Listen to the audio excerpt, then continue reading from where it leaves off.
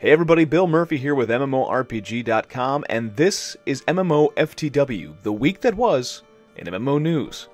This week is kind of a boring week, and I apologize for taking off last week since we had so many issues with Vegas crashing every time I tried to render the video. But, you know, hey, we gotta roll with the punches, and we actually do have some news that's worth talking about this week. So why don't we step right in with a new game that's going to be announced on February 28th from Funcom.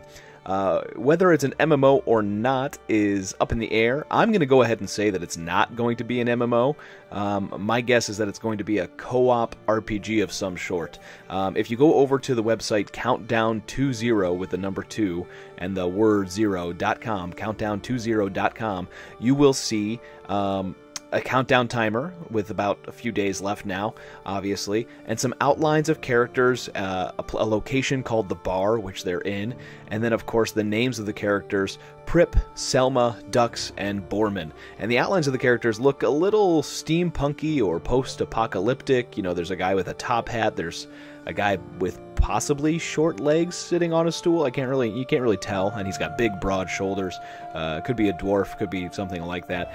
My thought, and somebody brought it up in the comments on the MMORPG.com website, is that Funcom actually has the rights now to the Mutant Chronicles pen and paper RPG to make video games based on it. This is probably going to be a Mutant Chronicles game, possibly a 4-player co-op game, maybe traditional RPG. Who knows? I guess we'll find out soon. I'm really kind of hoping that it's some sort of co-op action RPG thing, you know, like a persistent online world. Although with the 4 named characters, I wouldn't guess that you get to make your own characters in this one, but we'll see, you know, and who knows, maybe it won't be Mutant Chronicles at all. But be watching the website on February 28th, and we'll find out what it's about. And next up is a couple pieces of news related to Terra, the exiled realm of Arborea. Does anybody still call it that? Does anybody remember that's what that's what Bluehole and Enmasse called it before?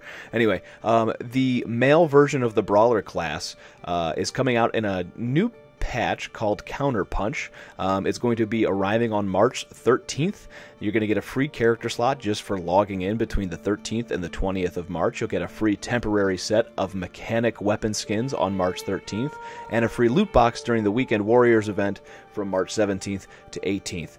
You'll be able to create the character and get one level up box that has items to give the brawlers a hand in leveling up, you know, including experience boosts, elite status vouchers, free mounts, and so forth. For all of you guys who really liked the idea of the Brawler class, which, how could you not? It's just a class that punches things really hard, but didn't want to play simply a female the whole time, now is your chance. And it seems that slowly but surely Terra is adding the male counterparts or the female counterparts to all the classes that have, well, I guess really the male counterparts to all the classes that have been female only recently.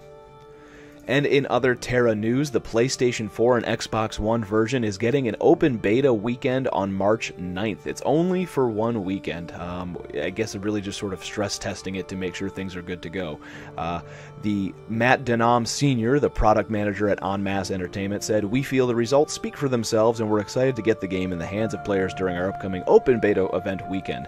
Consoles need a solid MMORPG, and Terra is prepared to deliver." Of course, you could go ahead and say that they have other MMORPGs like Elder Scrolls Online, Final Fantasy XIV, and so forth, but hey, you know, neither here nor there. Terra is yet another one to add to that pile. Don't forget Neverwinter, Star Trek Online, and am I making myself clear? Okay. Anyway, good luck for those of you who are looking forward to playing Terra on console. It will be an open beta on March 9th through March 12th.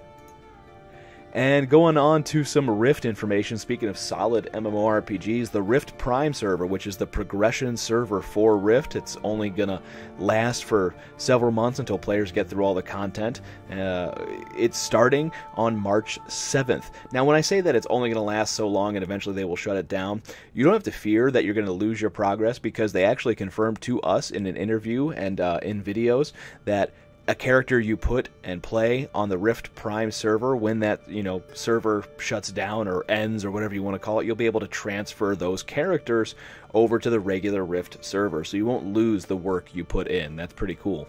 Now, the Prime server will only be available to patrons, so for those of you who are hoping to freeload on the Prime server, sorry, you're going to have to subscribe to get on the Rift Prime server. It is a subscription-only server. Thank the lords. It should be pretty interesting. A whole bunch of changes are being made. We have a wrap-up of the recent video, which went over a lot of the changes and a lot of the content that's going to be available. For instance, the Primalist Souls will not be available on the Prime server, which makes sense because the Primalist came so much later in the game. So check out the new Rift Prime server on March 7th, and be sure to check back on MMORPG.com Monday, February 26th for Kiwi's wrap-up of everything that we learned this past week from the Rift Prime livestream.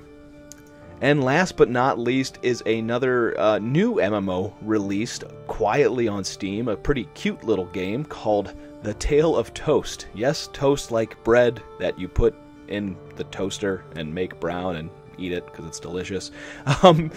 Apparently it's having trouble. It's a free-to-play MMO, and it's having some trouble keeping up with the demand of the server, so they're working on that. I don't know how it is personally. I haven't tried it yet, but I've heard that the server lag was woeful when it launched this past week. Otherwise, though, it does seem like a pretty interesting game. It's got a really cute aesthetic, very cartoony, sort of anime cel-shaded style, but it is still a hardcore open-world MMO with a completely classless system. Trade skills including mining, woodcutting, botany, fishing, blacksmithing, carpentry, leatherworking, pairing, cooking, and alchemy.